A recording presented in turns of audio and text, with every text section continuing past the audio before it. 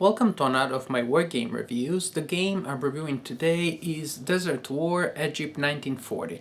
The topic clearly is the Italian invasion of Egypt in 1940. It is a game designed by Richard Berg and published by Worthington Games.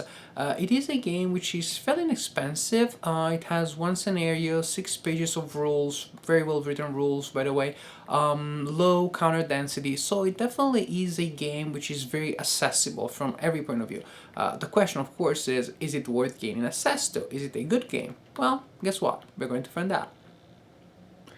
This is the initial setup with the Italian army ready to invade Egypt, and as you can see the allied player does not have many units on the map at the beginning.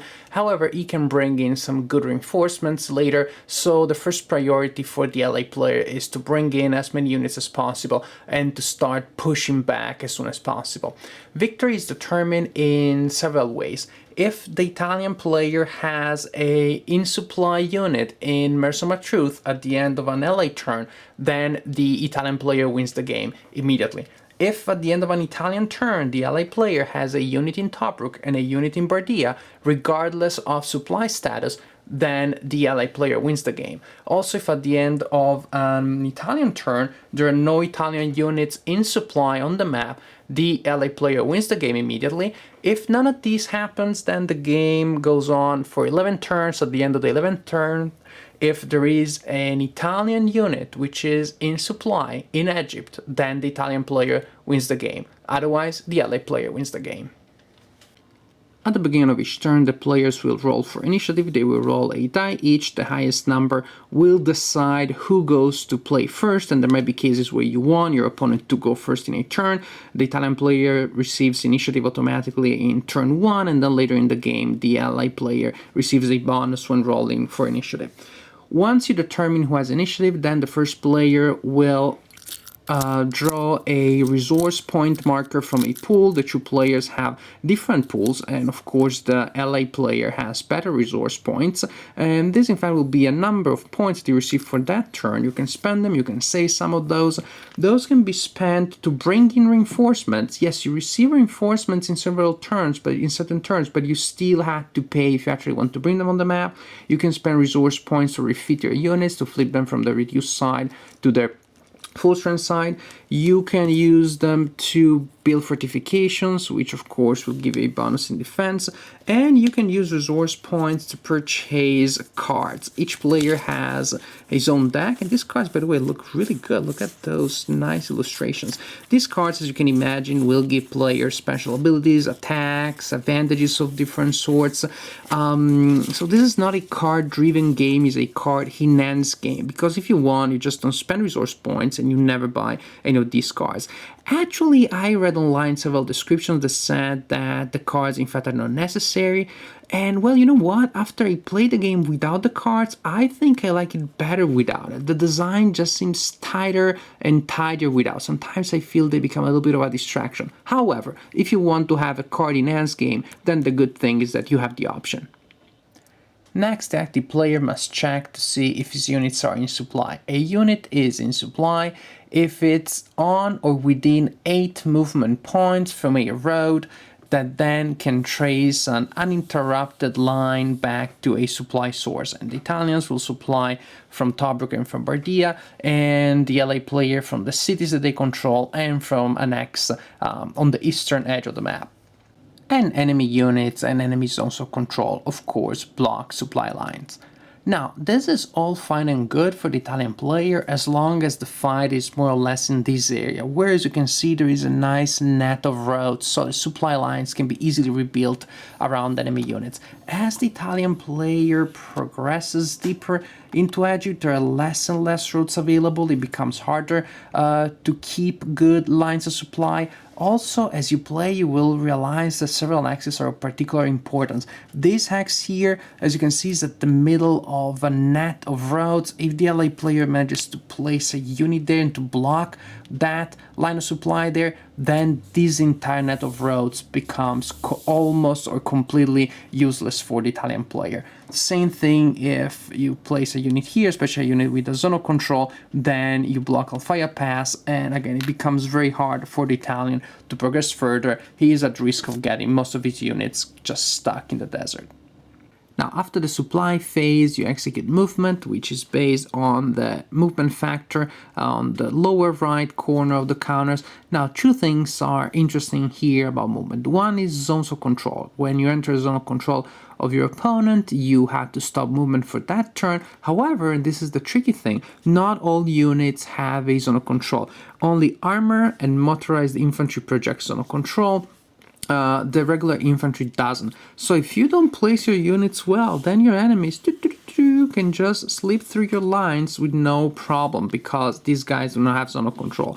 So there might be cases where actually you will be placing your units precisely so that you can create a bottleneck and so that you will force the enemy to enter zone of control and to stop. Otherwise, enemy units might be very hard to slow down or to stop. Especially, and this is the other thing I wanted to bring up about movement, because several allied units have a movement factor of 20, not one, but several, 20. It's preternatural. These guys just disappear from one side of the map and reappear on the other one, especially if they use road bonus, then you can't stop them. So as the game progresses, these units become more and more threatening because they can easily run around the Italian army and cut supply lines. They can launch a surprise attack against Tobruk or Bardia.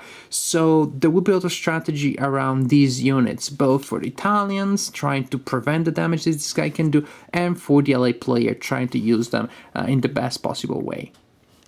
After movement, you have combat, and you resolve combat by rolling dice both for the attacker and the defender. Yes, the defender may also do damage to the attacker. The way it works is you roll a number of dice equal to the total combat strength of the units involved in that battle. However, you have to roll motorized and armor separately from regular infantry. In this case, regular infantry will roll 2 dice, and armor and motorized 2 dice. You do it separately because these units will deal a hit on a roll of 5 or 6, and regular infantry only on a roll of 6.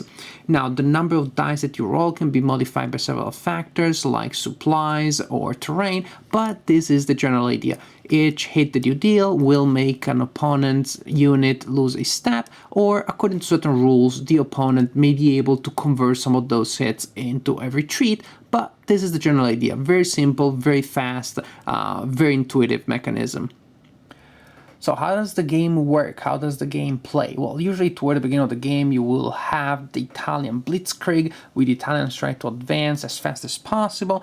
The main choice for them will be how many units they want to bring on this side of the escarpment, where is the fastest way to merge some truth, of course, but also it's easier to be cut off and to be stuck in there if the ally player manages to put units around there, and or how many units the Italian player wants to bring on this side of the escarpment to keep an eye on these other roads here and try to protect their flank.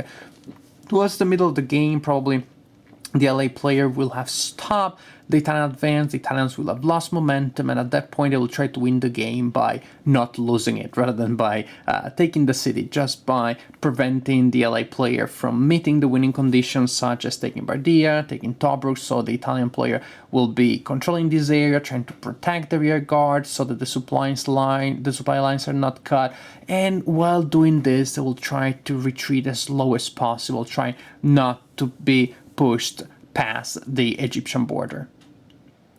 Many games these days are described as it can appeal to the non-war gamer, and yet it has enough meat that will appeal to the war gamer too. Sometimes it is true, sometimes it is not. With this game, Desert War Egypt 1940, I think it is. I did use this game to introduce a friend of mine to wargaming. She's a pretty serious gamer, but she had never tried a wargame in her entire life, and yet she had no problem learning this one and starting to play it pretty well, pretty fast. At the same time, I think that the wargamer might appreciate a certain elegance that comes out from this design, which is so simple and clear and yet so smooth, and it has a couple of subtle things about it. In fact, even though it only has one scenario, and that's probably the only minus, probably in the long run, that may affect replayability, at the same time, even though the story overall is always the same, or more or less is the same, yet there are different things that you can try.